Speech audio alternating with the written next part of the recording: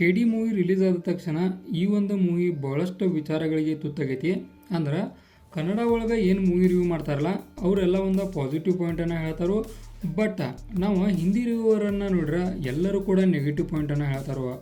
ಅಂದ್ರೆ ಒಬ್ಬೊಬ್ರು ಲಿಟ್ರಲಿ ನೋಡ್ರೆ ಇವ್ರು ಏನು ಮೂವಿ ರಿವ್ಯೂ ಮಾಡ್ತಾರೋ ಏನು ಬೇರೆ ಏನಾರ ಮಾಡ್ತಾರೋ ಅಂತೇಳಿ ಫೀಲ್ ಬಂದು ನನಗೆ ಆ ಥರ ರಿವ್ಯೂ ಕೂಡ ಮಾಡ್ತಾರೋ.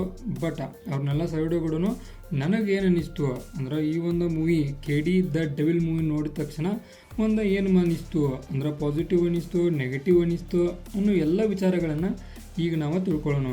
ಮೊದಲನೇಗೆ ನಾ ತಿಳಿಸೋ ಪಾಯಿಂಟ್ ಏನಪ್ಪ ಅಂದ್ರೆ ಶೋ ಮ್ಯಾನ್ ಪ್ರೇಮ್ ಅವರ ಈ ಒಂದು ಮೂವಿಯನ್ನು ಭಾಳಷ್ಟು ರೀತಿ ಒಳಗೆ ಚಲೋ ಮಾಡೋಕ್ಕೆ ಪ್ರಯತ್ನ ಪಟ್ಟಿದ್ರು.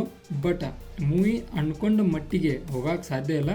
ಡೆಫಿನೆಟಾಗಿ ಮೂವಿ ನೋಡ್ಕೊಂಡು ನನಗೂ ಕೂಡ ಅದೇ ಅನ್ನಿಸ್ತು. ಬರ್ರಿ ಈಗ ಮೂವಿ ಬಗ್ಗೆ ಮಾತಾಡೋಣ. 1970ರಿಂದ ಹಿಡಿದು 80ರ ದಶಕದೊಳಗೆ ಒಂದು ಬೆಂಗಳೂರಾಗಿರುವಂಥ ಅಂಡರ್ ವರ್ಲ್ಡ್ನ ಕಥೆನ ಇದಾಗೈತಿ.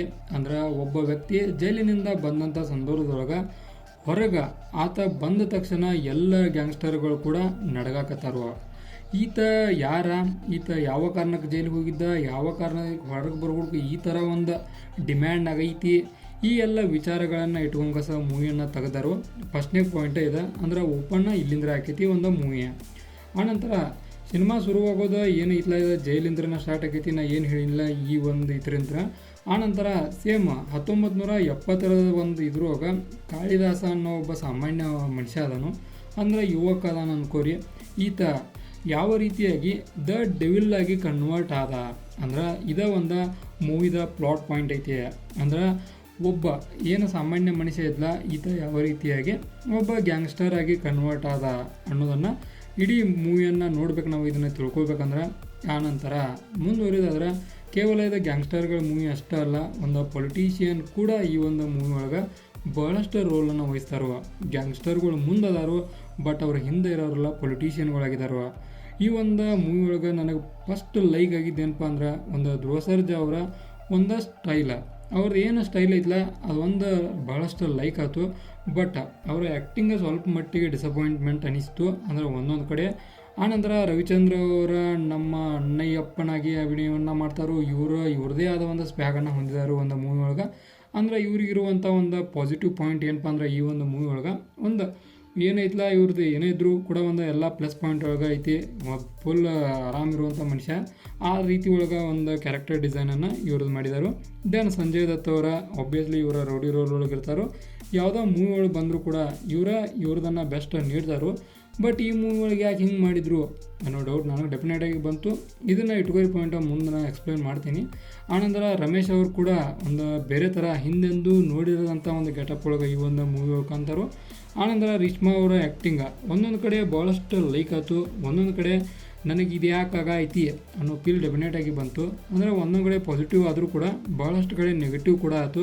ಅಂದರೆ ಇವ್ರದ್ದು ಮತ್ತು ಧ್ರುವ ಸರ್ಜಾ ಅವರ ಏನು ಕೋರ್ ಪಾಯಿಂಟ್ ಬರ್ತಾವಲ್ಲ ಎಲ್ಲೆಲ್ಲಿ ಕೊಡ್ತಾರೋ ಆ ಒಂದು ಸಿಚುವೇಶನನ್ನು ನೋಡ್ರೆ ಭಾಳಷ್ಟು ಕಡೆ ಒಂದು ಯಾಕೋ ಭಾಳಷ್ಟು ಲ್ಯಾಗ್ ಐತಿ. ಅಂದ್ರೆ ಮೈಂಡಿಗೆ ಯಾಕೋ ಒಂಥರ ಬೋರಿಂಗ್ ಅನ್ಸಾಯಿತು. ಆ ಸೀನ್ಗಳನ್ನು ನೋಡ್ರೆ ಬೋರಿಂಗ್ ಅನ್ನೋಕ್ಕಿಂತ ಇರಿಟೇಷನ್ ಆಗೋದಿತ್ತು ಅನ್ನೋದಂದ್ರೆ ಡೆಫಿನೆಟ್ ಆಗೈತಿ.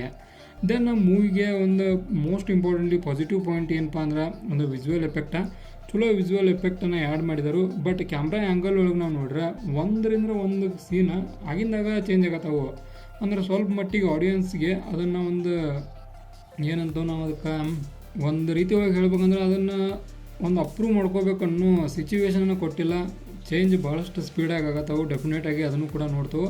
ದೆನ್ ಒಂದು ಅರ್ಜುನ್ ಜನ್ಯ ಅವರ ಸಾಂಗ್ ಮ್ಯೂಸಿಕ್ಗಳನ್ನು ಡೆಫಿನೆಟಾಗಿ ಚಲೋವನ್ನು ಮಾಡಿದರು. ಒಂದು ಮೂವಿ ನೋಡಿ ಹೊರಗೆ ಬಂದ ಬಳಿಕ ಒಂದು ಬಾಯಿಯೊಳಗೆ ಕೂಡ ಗೊಣಗೋದನ್ನು ನೋಡ್ತೇವೆ ನಾವು.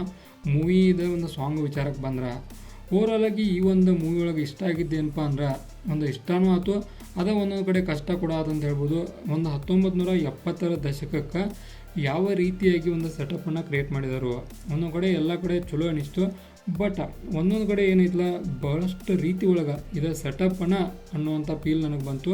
ಅದನ್ನು ಕೂಡ ಬೆಟರ್ ಮಾಡಬೇಕಿತ್ತು. ಆನಂತರ ಒಂದು ಮೂವಿ ಒಳಗೆ ಯೂಸ್ ಮಾಡಿದಂಥ ಬೆಲ್ ಬಾಟಮ್ ಪ್ಯಾಂಟ್ಗಳು, ಪ್ರಿಂಟೆಡ್ ಶರ್ಟ್ಗಳು ಇವನ್ನೆಲ್ಲ ನೋಡ್ರೆ ಡೆಫಿನೆಟಾಗಿ 1980-70ರ ಒಂದು ನಾವು ಇದನ್ನು ಸಿಚುವೇಶನನ್ನು ಚಲೋ ತಮಗೆ ನಿಭಾಯಿಸೋಕೆ ಪ್ರಯತ್ನ ಪಟ್ಟಾರ ಅನ್ನೋದು ಗೊತ್ತಾಗೈತಿ. ಓವರಾಲಾಗಿ ಈ ಒಂದು ಮೂವಿಯನ್ನು ನೋಡಿದಾಗ ನನಗೆ ಅನಿಸಿದಿಷ್ಟ ಒಂದು ಡೀಸೆಂಟ್ ಮೂವಿ ಇತ್ತು. ಭಾಳಷ್ಟು ಅಂದ್ಕೊಂಡು ಏನು ಹೇಳ್ತಾರಲ್ಲ ಅಷ್ಟು ಕೆಟ್ಟು ಅಲ್ಲ, ಭಾಳಷ್ಟು ಚಲೋನೂ ಅಲ್ಲ, ಒಟ್ಟು ನಡುವಿರುವಂಥ ಒಂದು ಡೀಸೆಂಟ್ ಮೂವಿ. ಇದು ಡೆಫಿನೆಟಾಗಿ ಆಕೈತಿ. ಓಕೆ, ನೀವು ಯಾರು ಧ್ರುವ ಸರ್ಜಾ ಅವರ ಫ್ಯಾನ್ ಆಗಿದ್ರೆ ಫ್ಯಾನ್ಗೋಸ್ಕರನ ತೆಗೆದಂಥ ಮೂವಿ ಅನಿಸ್ತೈತಿ. ಆ ಥರ ಒಂದು ಡೆಫಿನೆಟಾಗಿ ನನಗನ್ನಿಸ್ತು. ಅವ್ರ ಫ್ಯಾನ್ಸ್ಗಳಿಗೆ ಡೆಫಿನೆಟಾಗಿ ಲೈಕ್ ಆಗೈತಿ. ಉಳಿದವರಿಗೆ ನಿಮಗೆ ಬಿಟ್ಟಿದ್ದು ಒಂದು ಮಟ್ಟಿಗೆ ಹೇಳ್ಬೇಕಂದ್ರೆ ಸ್ವಲ್ಪ ಮಟ್ಟಿಗೆ ಡಿಸಪಾಯಿಂಟ್ ಮಾಡಿತು, ಬಟ್ ಬಹಳಷ್ಟು ಇಲ್ಲ. ಓಕೆ, ಇದಾಗಿತ್ತು KD the devil movie review. ಇದೇ ಥರ ನಿಮ್ಗೆ ಇನ್ಫಾರ್ಮೇಟಿವ್ ವಿಡಿಯೋಗಳು ಬೇಕಾದ್ರೆ ಚಾನಲ್ ಸಬ್ಸ್ಕ್ರೈಬ್ ಮಾಡ್ಕೊರಿ. ವಿಡಿಯೋ ಇನ್ಫಾರ್ಮೇಟಿವ್ ಮಾತ್ರ ಲೈಕ್ ಕೊಟ್ಟೋಗ್ರಿ.